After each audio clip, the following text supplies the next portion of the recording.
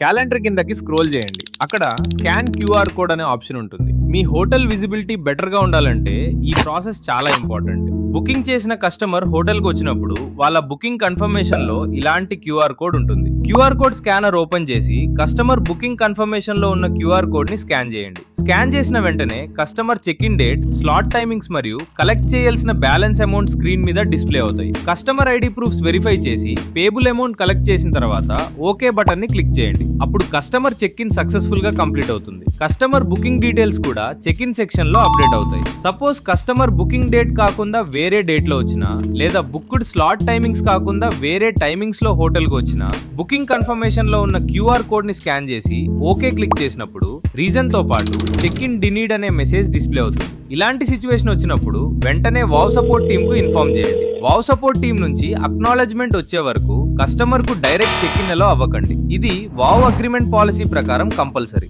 ఈ simple steps ని correct గా ఫాలో చేసి కస్టమర్స్ కు చెక్ ఇన్ ప్రొవైడ్ చేస్తే మీ హోటల్ విజిబిలిటీ మరింత బెటర్ గా ఇంప్రూవ్ అవుతుంది.